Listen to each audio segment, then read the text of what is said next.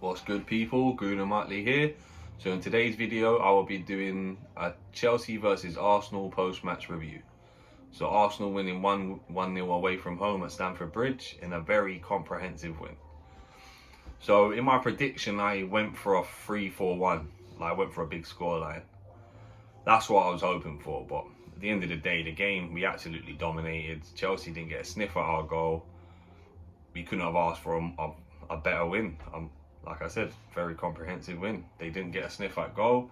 We could have won the game 3 or 4, maybe even 5-0, really, the amount of chances we had. Yeah. Chelsea did have some injuries, so you got to take that into account before you start being a bit disrespectful in that term. Because at the end of the day, I love the win. I absolutely love getting one over Chelsea, Tottenham. Obviously, Chelsea's our closest rivals when it comes to silverware at the moment. Like we still go in front of them by a lot of silverware, but their European wins and the last 20 years they've sort of leapfrogged in front of us a little bit in that aspect. But yeah, so I love sticking it to them and getting a win, especially at their own ground, Stamford Bridge. And like I said, they didn't get a sniff at our goal. I don't remember Ramsdale having to make a save. Auba got subbed off in like the 55th minute, and I didn't like that ad he did for BT. Like, you know what I mean? I had a lot of love for him once he left. I felt maybe Arteta could have kept him to the end of the season, tried to, maybe, I don't know, but it's Arteta, he's the boss, he wanted him out. It worked for the squad, because look, a year later, look at us. Literally, look at us now. Coming into this January last year, were we in this position? We were in, a lot of fans were still calling for Arteta out. So, how wrong some of us were, eh? But yeah, like, we've got one more game until the winter break, and that'd be Wolves away from home. Our current form going with their current form, I see nothing but a win. So that'll be us, Arsenal, touch wood, top of the league until Christmas at least, when we play West Ham Boxing Day. So yeah, what a fantastic season we're having so far this season, and no one could have ever thought at the start of the season we would have started like this. We're literally going toe to toe with Man City. And that squad's like 400 million, 500 million pound squad compared to our squad. Yeah, so like I said, what a fantastic season we're having. What a wicked game we had against Chelsea, dominating from start to finish. And yeah, I've been away, so some of my videos have been a bit hit and miss this last week. I've had to travel down to see my family down in London. So yeah. I will get back to normal. I'll be back at the end of this week, back to where I live. So, yeah, I'll get it going. It'll be one before the game, one after the game sort of thing. Back to normal. We're now on Tuesday going into Wednesday night. So, yeah, and I'm going to put out my Chelsea post-match review. And tomorrow I'll be putting out the Brighton game for the Carling Cup, or the League Cup. I'm still used to calling it Carling Cup. But with that all being said, we'll move straight on to the player ratings. So, like I said, I can't really remember Ramsdale having to do much, but we'll give him a 7 because we had such a great win. William Saliba, one of 3 players I'm going to give a 10 because I thought they were absolutely fantastic. So we go, oh sorry, actually, well yeah, I'll just do Saliba because I've said his name first, and then I'll go to the Ben White. So Saliba I'm going to give a 10. Ben White, amazing again, right back. Who would have thought that he would have been this good at right back, eh? So he gets a 9.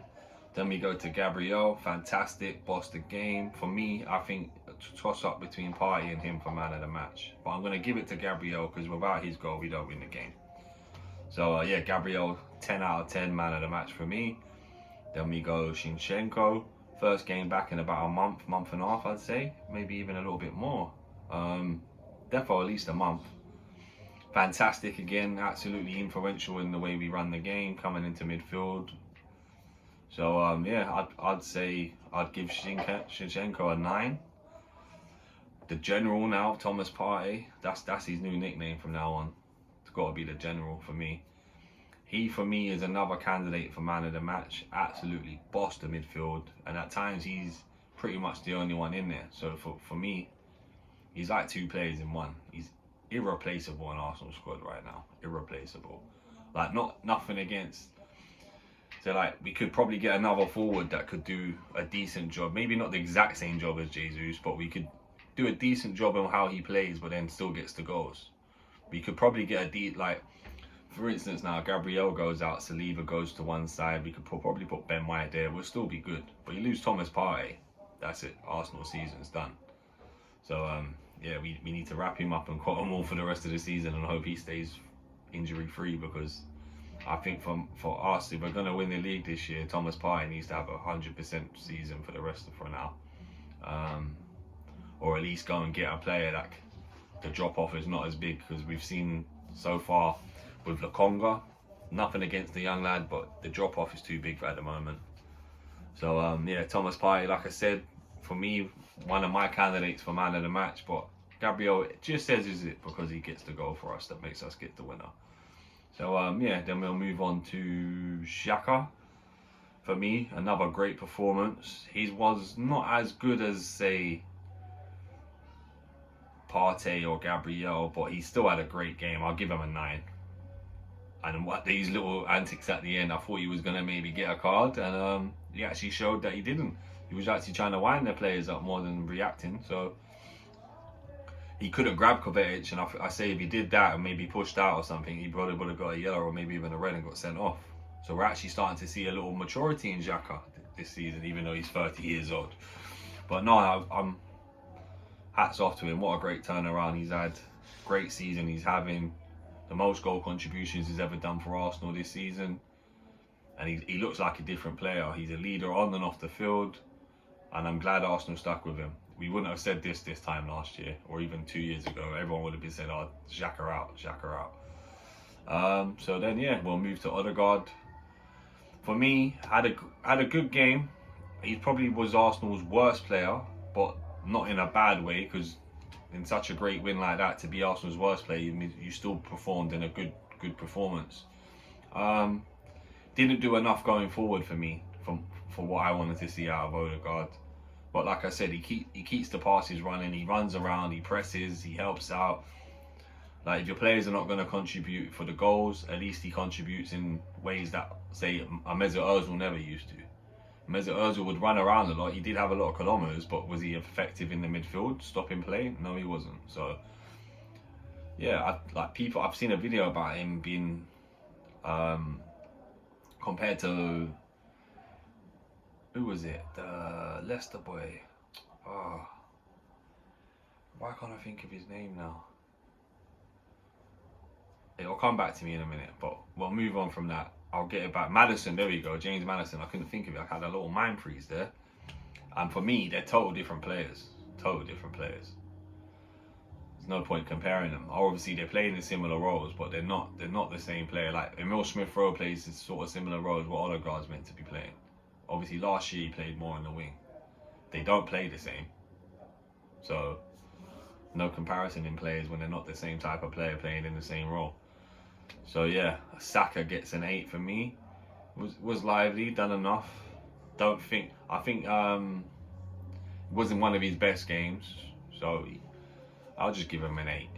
Martinelli, the same for me. The same thing with what happened with Saka and Odegaard for me. It wasn't quite enough for the attacking, but like I said, still runs around. He gives you a lot. He presses. He makes himself a nuisance. Same as Saka does. Same way Jesus does. He may not have scored in the game, but he makes himself a nuisance.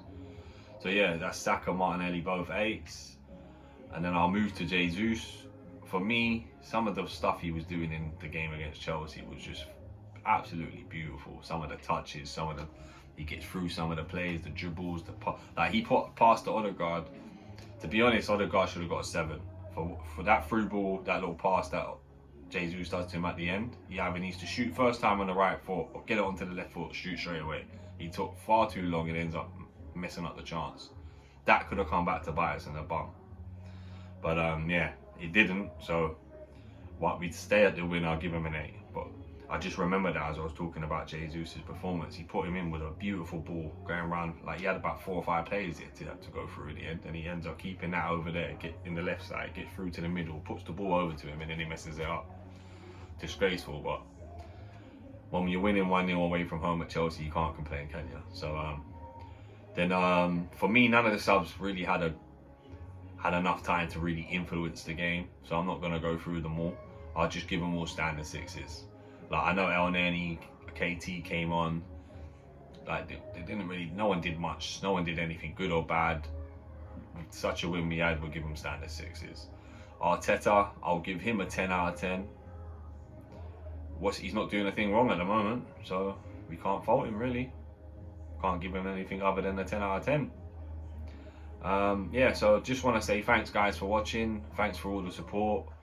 Please, if you haven't already liked the video, give me a subscribe. Tell everyone all about me if you can, please. Spread some word. And yeah, until the next time, this is Gunnar Muttley, the Arsenal YouTube correspondent, signing off. Take care. Come on, you Gunners. Beating them Chelseas.